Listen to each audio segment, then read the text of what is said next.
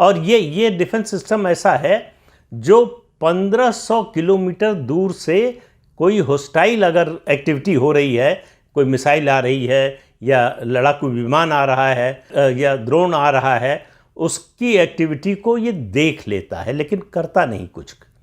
400 kilometre पर जब आ जाता है तब उसको चलाने वाले कमांडर फैसला लेते हैं कि ये होस्टाइल है, हमारे ऊपर अटैक कर सकता है, तब S-400 से अटैक होता है और उसको न्यूट्रलाइज कर दिया जाता है।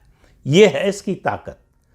पाकिस्तान जो कर रहा है ड्रोन के जरिए और मिसाइल के जरिए, अभी तक उसने ये खुद ही साबित कर दिया दुनिया के सामने कि उसका एयर डिफेंस सिस्टम पूरी तरह से नाकारा है और जो बचा है उसको भारत ख़त्म कर रहा है। लाहौर का मैंने बताया, इसके अलावा रावलपिंडी का स्टेडियम, अब स्टेडियम पर क्यों हमला किया भारत ने, उसको क्यों उड़ाया? सिर्फ इसलिए कि स्टेडियम से ड्रोन उड़े थे जिन्होंने भारत पर हमला किया। सिर्फ इस कारण से उस स्टेडियम को पूरी तरह से बर्बाद कर दिया, ख़त्म कर दिया, उड़ा दिया।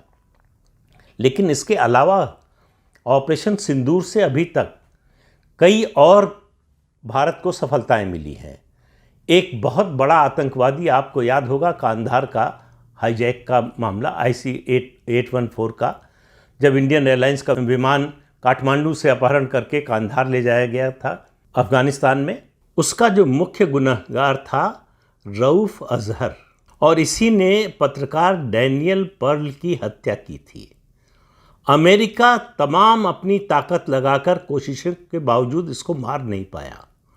भारत की सेना ने इसको न्यूट्रलाइज कर दिया, ख़त्म कर दिया इसी ऑपरेशन सिंदूर में। और इसके साथ इसके जो साथी थे वो कई साथी मारे गए हैं। और इसी हमले में इसके बेटे को भी, जिसके बारे में ये कहा जा रहा था कि इसके बाद इसकी गद्दी वो संभालने वाला है, नंबर 2 है वो इस संगठन का, उसको भी मार दिया गया है।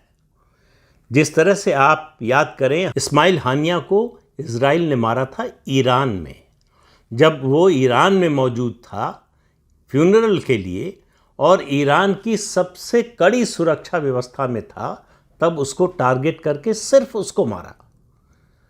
वो हमास का नया लीडर था, उसको न्यूट्रलाइज कर दिया इजराइल ने।